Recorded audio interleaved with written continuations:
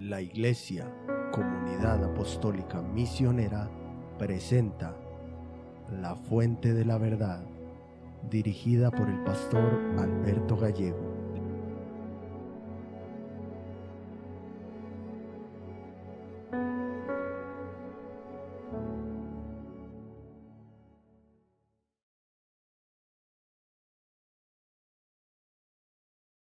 Dios los bendiga a todos, hermanos. Nuevamente, gracias a Dios por su amor y su misericordia para con cada uno de nosotros. Vamos a orar como siempre debemos hacerlo antes de comenzar con el programa de hoy. Bendito Dios y Padre Celestial, aquí estamos, Padre. Primeramente, Señor, dándote gracias por ese inmenso amor, esa inmensa misericordia que has tenido con cada uno de nosotros. Pedirte, Señor, que nos perdones por todos nuestros errores, por todas nuestras faltas, porque a diario pecamos contra ti, Señor, y que por favor, a través de tu palabra, Señor, tú corrijas nuestro camino, endereces nuestra senda, Señor, y nos lleves por el camino de tu voluntad, Padre. Por eso queremos dejar todo en tus manos, pidiendo la dirección de tu Santo Espíritu en el nombre de Jesús. Amén y amén. Hermanos, vamos a Lucas, capítulo 20, versículos del 1 al 8.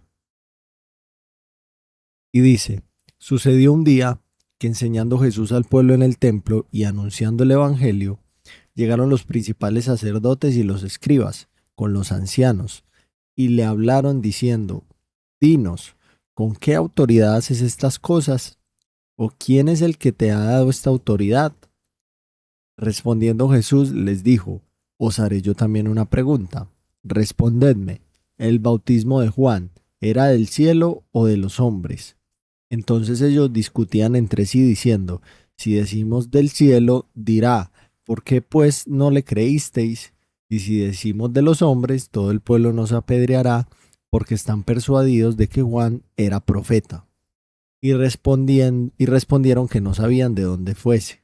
Entonces Jesús les dijo, yo tampoco os diré con qué autoridad hago estas cosas. Y el tema del cual vamos a hablar hoy, hermanos, titula Cuando nuestra incredulidad silencia a Cristo. ¿Sabía usted que la incredulidad es como un golpe a la misma esencia de la naturaleza del Señor Jesucristo? O sea, la incredulidad duda de la autoridad de Cristo y duda de quién realmente es Él. Si uno observa este texto que acabamos de leer, se da cuenta que los líderes de la nación y los principales sacerdotes eran gobernadores y de alguna manera guardianes del templo. Y en ese momento querían saber quién le había dado a Cristo el derecho de hacer lo que estaba haciendo, porque lo hacía diciendo que era Dios quien lo había enviado, ¿cierto? Para ellos Jesús estaba interfiriendo con la administración y no tenía derecho para hacerlo, menos dentro del templo. Entonces de ahí ellos formulan dos preguntas, le dicen, ¿con qué autoridad haces estas cosas y quién te dio esa autoridad?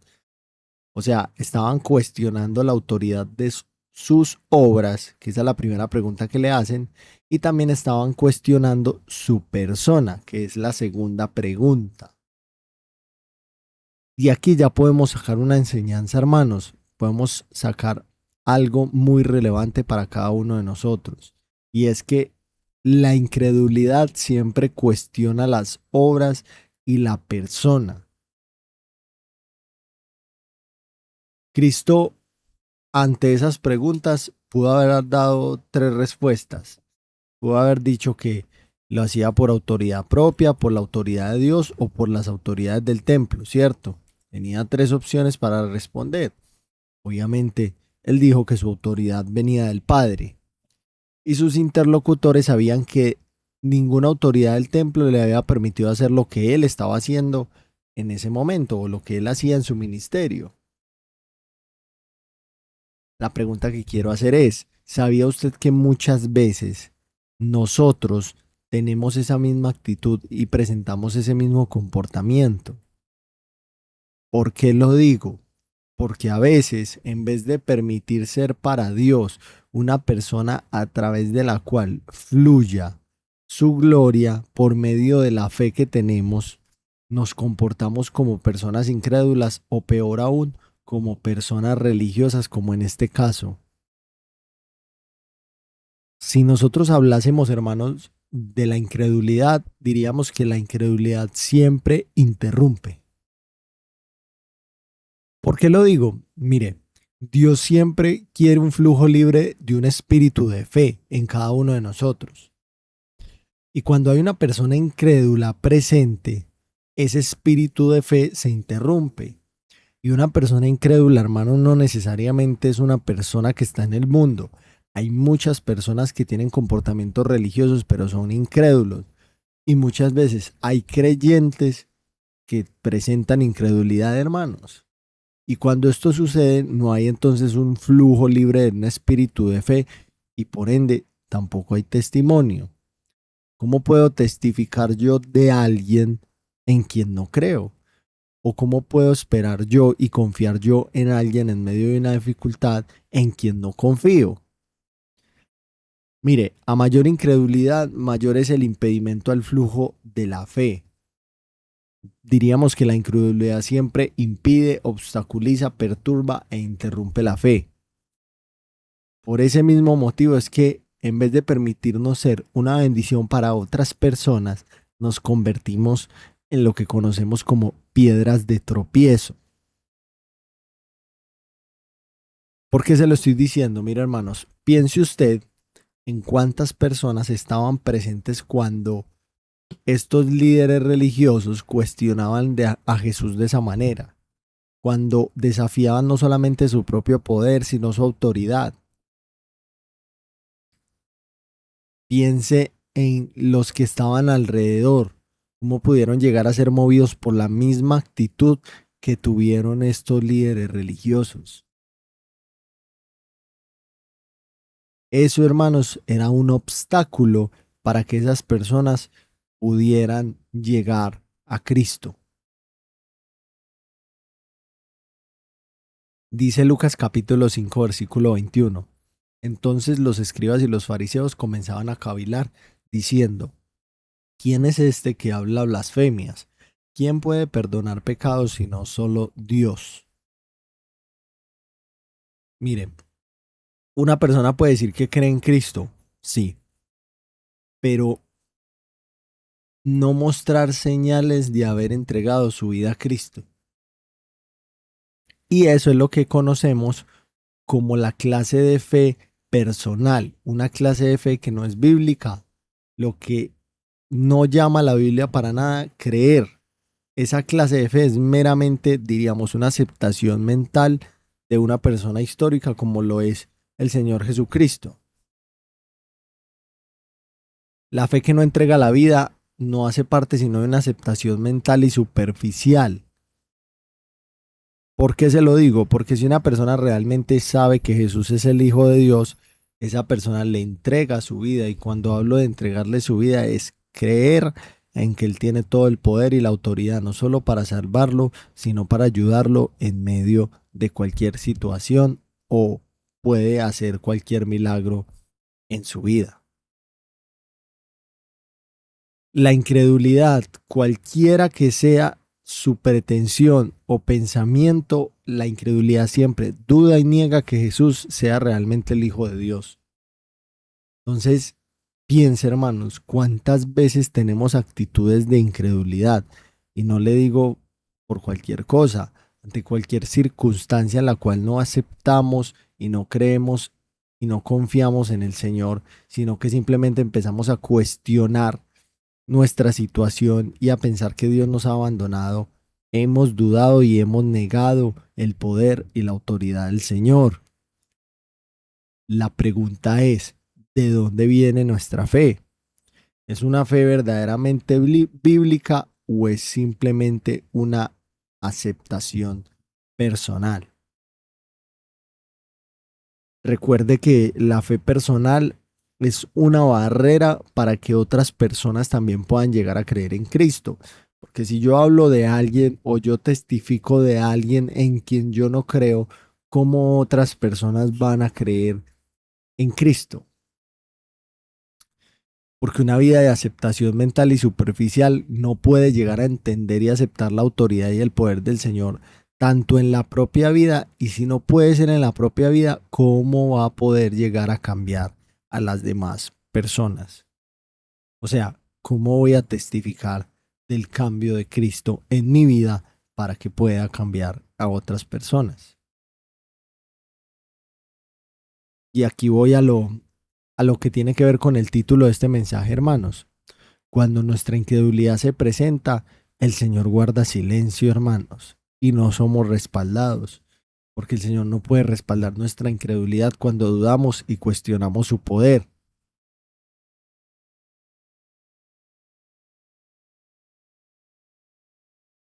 Por eso nosotros tenemos un deber. ¿Cuál es nuestro deber? Nosotros sabemos quién es Cristo, conocemos a Cristo. Entonces, nuestro deber es saber si Cristo es o no verdadero, y eso no solo para nosotros, sino para todas personas a las que se les ha presentado el Evangelio, pero mucho más a nosotros. Debemos de tener una certeza de eso. Una persona que tiene la capacidad de pensar, de razonar, debe saber por qué, quién es Cristo, y debe tener la capacidad para saber quién es Cristo. O sea, tiene la capacidad de distinguir la verdad de la mentira. Nosotros podemos estar dentro de ese grupo de personas como lo eran los religiosos. ¿Por qué se lo digo? Mire, si uno analiza las personas que cuestionaban a Jesús, uno se da cuenta que esos líderes religiosos muchas veces estaban caminando al lado de Jesús, veían sus obras, participaron de muchos acontecimientos de su vida, vieron su gloria, escucharon sus palabras y eran peores que los mismos incrédulos.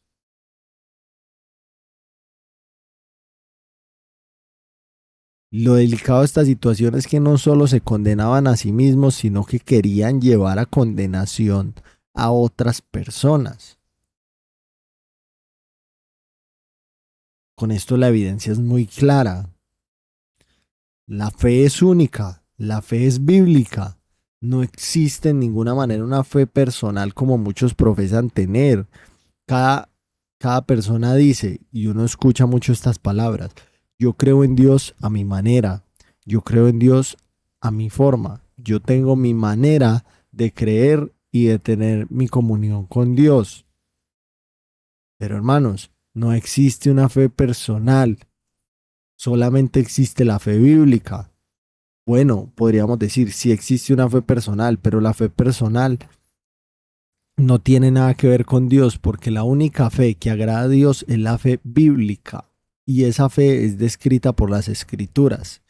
Efesios capítulo 4 versículos 5 y 6 dice: un Señor, una fe, un bautismo, un Dios y Padre de todos, el cual es sobre todos, por todos y en todos. Ahora, lo peor de todo esto es que la incredulidad resulta en el silencio de Dios, en el silencio del Señor Jesucristo. Y a esto voy a relacionarlo con el título para que lo entendamos mejor. Si uno mira cómo continúa el texto, dice que después de haber cavilado muchísimo, después de que sabían, no podían negar las obras del Señor, no podían negar todo lo que había hecho, pero querían negarlo porque la cuestión con estos hombres era que no eran que no supieran que Jesús era el Hijo de Dios, sino que no querían creer, no querían ser cambiados, no querían negar que estaban equivocados. Entonces, después de haber cavilado muchísimo tiempo, la respuesta fue: no sabemos. Y cuando dijeron no sabemos, no solo estaban mintiendo, sino que se estaban negando rotundamente a ser cambiados y a aceptar la autoridad de Cristo, o mejor dicho, a aceptar y a tener una fe verdaderamente bíblica, o verdaderamente como Dios la da. ¿Por qué le digo que mintieron? Porque ellos sabían perfectamente que el bautismo de Juan era de Dios. El problema era que ellos no estaban dispuestos a correr el riesgo de perder su posición, su salario y su seguridad. Ellos amaban lo que tenían en el mundo más que a Dios y a la esperanza que Dios les estaba extendiendo en ese momento, porque siempre tuvieron oportunidad de creer. De esa manera que negaron, actuaron de una manera, digamos, cobarde y escogieron el camino que más les convenía y era seguirse oponiendo a lo que Cristo hacía y decía. Y el punto es este, esos incrédulos no se iban a dejar convencer por la verdad. No es que no podían ser convencidos, era que no querían ser convencidos. Mucho cuidado, hermanos, que en muchas ocasiones, como cristianos, no es que no podamos ser convencidos, es que no queremos ser convencidos, porque tenemos todas las evidencias, no solo en la escritura, sino en las experiencias propias de nuestra vida, del poder y la autoridad de Cristo, y aún así lo negamos y damos mal testimonio y por eso las personas no creen.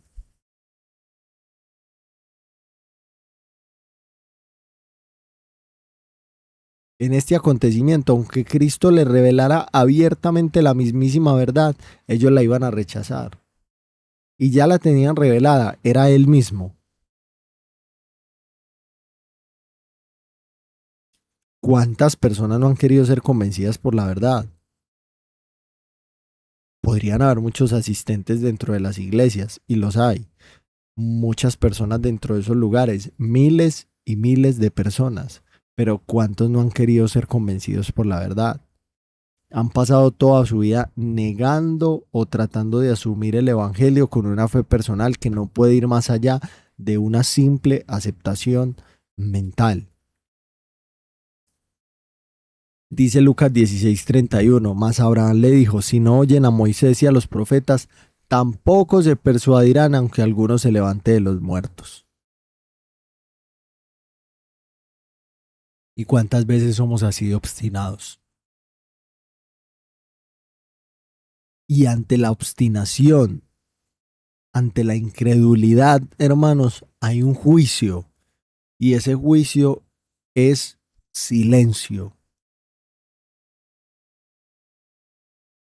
Cristo va a responder a la incredulidad y va a responder de manera que no se va a revelar, que no va a respaldar. Dice Deuteronomio 30, 19 y 20. A los cielos y a la tierra llamo por testigos hoy contra vosotros, que os he puesto delante la vida y la muerte, la bendición y la maldición. Escoge pues la vida para que vivas tú y tu descendencia, amando a Jehová tu Dios, atendiendo a su voz y siguiéndole a él, porque él es vida para ti y prolongación de tus días.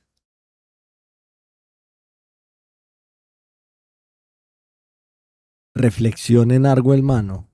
Podemos estar viviendo vidas en las cuales creemos ser cristianos suficientes y aún destacados para Dios, pero podemos tener un comportamiento de tal manera que ponga en tela de juicio la misma naturaleza del poder de Cristo, tanto para cambiar nuestras vidas como para cambiar la vida de las demás personas. ¿No se ha preguntado usted de pronto por qué tal vez usted no haga a nadie para Cristo? ¿Será que se ha pasado su vida viviendo con una fe personal? ¿O será que se ha pasado su vida dudando del poder y de la naturaleza de Cristo y eso ha resultado en el silencio del Señor porque no hay respaldo? Dios se agrada de la fe verdadera. Examinar oportunamente, hermanos, nuestras actitudes hacia lo que Dios hace y ha hecho por nosotros y a lo que Él nos demanda nos va a permitir reflexionar de manera adecuada sobre nuestra respuesta hacia lo que es la esencia, la naturaleza y aún nuestra propia fe hacia el Señor Jesucristo.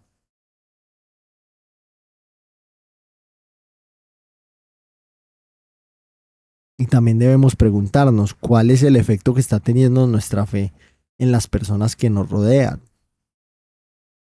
¿Estamos acercando a otras personas a Cristo o estamos siendo un obstáculo como lo eran los líderes religiosos? Nuestra manera de vivir demuestra que creemos realmente en el poder del Señor Jesús para transformar una vida, porque nuestra incredulidad, nuestra indiferencia o una fe simplemente superficial pueden convertirse en una piedra de tropiezo para alguien que Dios puede llegar a cambiar. Por eso es que este pasaje invita a examinarse. No es simplemente decir yo creo, es preguntarse, ¿será que mi vida, perdón, es una demostración de mi fe? Es una demostración práctica de mi fe en el Señor Jesús. ¿Será que el Señor Jesús tiene realmente autoridad sobre mi vida? Estoy dispuesto a obedecer, aunque eso implique renunciar a mis intereses o a lo que los demás piensen sobre mí. Si uno mira a los líderes religiosos, ellos escogieron la conveniencia antes que la verdad. Y eso tuvo muchas consecuencias. Ya las vimos. Nosotros hoy tenemos la oportunidad de escoger diferente y de orar diferente. La pregunta es, ¿queremos hacerlo? ¿Vamos a hacerlo? Porque recuerde que nuestra fe debe ser teórica y práctica. Nuestra vida debe ser una demostración práctica de lo que es nuestra fe en el Señor Jesucristo. Y nuestra fe debe mostrar la verdad de su palabra para que verdaderamente otras personas puedan ser cambiadas y transformadas por Él. Vamos a orar, hermanos. Bendito Padre Celestial, gracias te damos, Señor, por tu palabra. Gracias por la verdad que hay en ella, Señor. Gracias porque a través de ella tú nos enseñas, tú nos guías, tú nos direccionas para que podamos entender, para que podamos comprender lo que tú quieres hablar. No solo a nosotros, Señor, sino a todo tu pueblo, Padre. Y no solo a nosotros, sino al mundo, Señor. Donde debemos ser voceros, donde debemos ser eh, embajadores del cielo y demostrar verdaderamente que creemos y que nuestro Dios es grande, que nuestro Dios cambia, transforma la vida de las personas que se disponen para ser cambiadas, Señor. Te damos toda la gloria y toda la honra. Bendecimos a cada una de las personas que escucha este programa, Señor, sus familias representadas, Señor. Y te damos todo el honor porque solo tú lo mereces, Padre, en el nombre de Jesús. Amén y amén, hermanos. Dios los bendiga y Dios los guarde a todos.